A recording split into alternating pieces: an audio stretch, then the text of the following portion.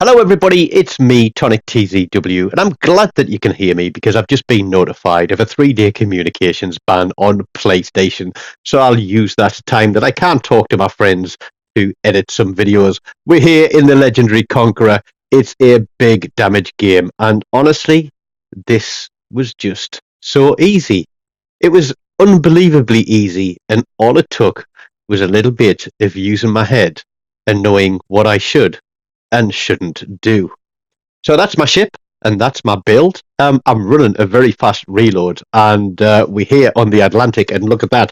There is a division of 3 Schlieffens, then there's a Christopher Colombo and a Louisiana in division, a couple of destroyers, and a couple of cruisers.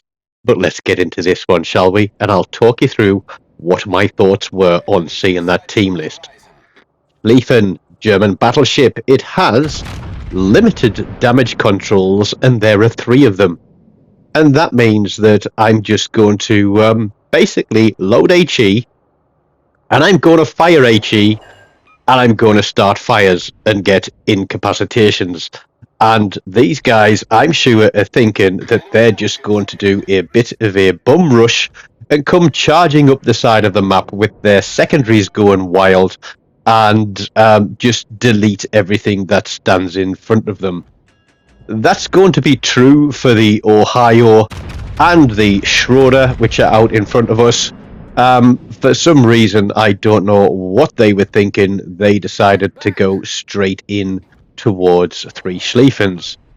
And I clipped the first minute of the game because all I did was reverse round to put the stern of my ship towards those guys, because if they do start pushing hard, I want to be going forwards and away from them as quickly as possible, just to stay out of range of their secondaries, which can't be said for those other ships that have pushed forward. So part of knowing how to get a win in this game is understanding the capabilities of the ship that you are up against. And I guarantee that these 3 Schlieffens, put my teeth back in there, are built for maximum range secondaries. And these 3 guys that are in front of me are finding out very quickly what it's like to be on the receiving end of those. What I will do is give a shout out to our Shimikaze, who did play to spot, and he does come good in the end, because although he gets bumped by Red Team Shima, he keeps him spotted long enough for me to get some shots on. Now, I haven't got the turrets available for that destroyer there. That's the Red Team Shima. We'll get to him a little bit later in the game. But we are just rotating our turrets, rotating shots through on the Schlieffens. We're looking for the damage control, so we're looking for those fires to stop ticking, give them a little bit of a time, and then we're going to try and light them on fire again. And as I said, this was like shooting fish in a barrel with a flamethrower, because the fire setting chance of the Conqueror is quite high, and it works very effectively when you've got 3 Schlieffens pinned within range, but probably unable to hit me from where they are because they're built for secondaries. And honestly, it was just so easy. It was ridiculously easy, and these guys literally probably came into this game with a plan in their head, and they were committed to that plan, and they didn't have a clue about what they should do if their plan did not work. Well, their plan does not work. I'm just going to blind fire across the top of there, and I'm going to use the next 2 turrets for this guy here. There we go, we're just going to drift. I don't know which battleship that is on our left hand side, but there we go. We get another Schlieffen. We're already up to 6 fires there, and that Schlieffen has decided he's going to make a bit of a run for it, I think. But the cruiser there is nearly dead. Our destroyer's taken a bit of a battering, but I'm sure that these guys must have run out of damage controls by now. That guy has got 1 fire on him, and I think we're going to add another one to him there. No? Are we going to get another one? No, we're not. But we've got another couple of turrets coming up shortly. I can see that there's two battleships behind me, and I've got no doubt that that is the Christopher Colombo and his friend in the hybrid battleship, and we're looking round for a new target. The guys there on the left side of the minimap, they've pushed quite hard down that flank. For some reason, the destroyer appears to be behind the two battleships, and I don't know why that is. I think the red team have got a Halland on that side, and he should be able to out-detect him. But our Shima's going back towards the Christopher Colombo. He's going to try and blunt this push here. He was very situationally aware and able to move and put himself in the positions that he needed to be at the right time. And so we get air fire on the Christopher Colombo, and we can see that this Schlieffen has damage controlled. There's the Shimakaze. Are we going to get shots on him? I think we do. I think we get quite a good shot on this guy, but we can see him zigzagging. So he's put torpedoes out. He disappears, which is unfortunate, but we are going to blind fire across there. And I think we get, yeah, there we go.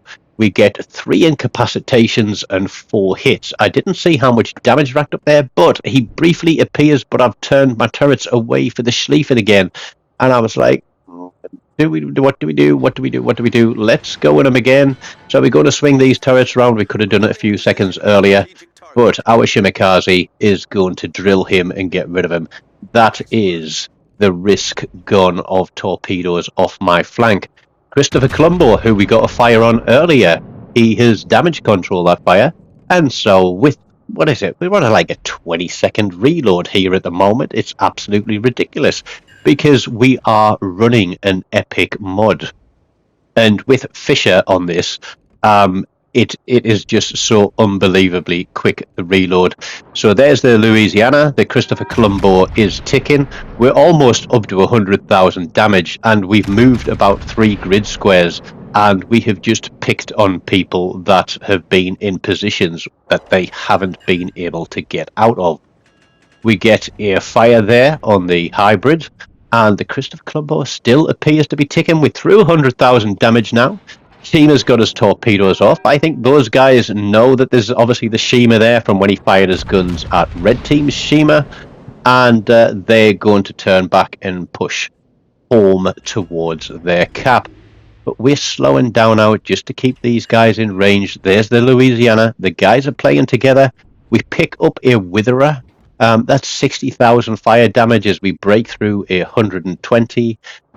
Louisiana is still ticking as well. Can we get a shot on him before he disappears? Let's try and lead him. Can't exactly get a good picture of him in our gun sight, and we hold that shot. I think a double fire would have been awesome there.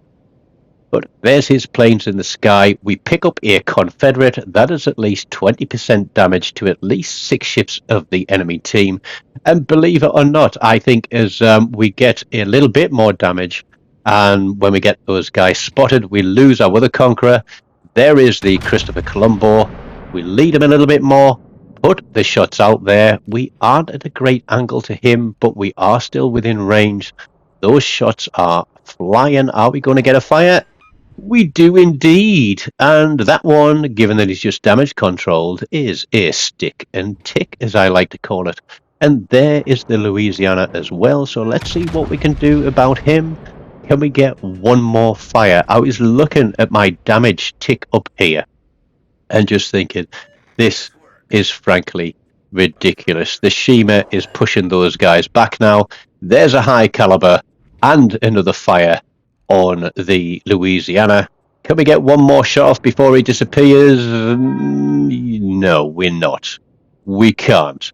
But they are running back to their home cap. We're pretty much on the limit of range. I can see from my damage total ticking up that those fires are still burning, but they are going to be able to damage control them again. And what I didn't understand here is that although they are within my main battery range and they do appear to be spotted, that I can't actually see them. And I was a little bit confused there as to why that might be the case. But I decided to push in closer. It might be a little bit of a bug in the game engine. But the fact that they are spotted, obviously there's no planes in the sky, so they have got to be line of sight spotted, I imagine, by that destroyer in red team's cap. But they are well within my main battery range, but they are still not visible, and I was just a little bit confused about this because I think I probably missed the potential to get 3 or 4 more salvos on these guys and farm them for a little bit more damage. But there we go. See, now they are well within the range ring. So we're going to put shots across the Christopher Colombo. The Shima has got his torpedoes running, and as the game drew to a close, I was kind of hoping that his torpedoes would miss and let these fires tick a little bit longer, but that guy is not going to be lucky. So we're going to try for a shot on the Louisiana there.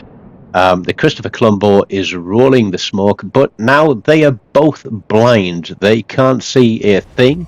Shima picks up the Christopher Colombo, which means that the Louisiana is the last ship in the game.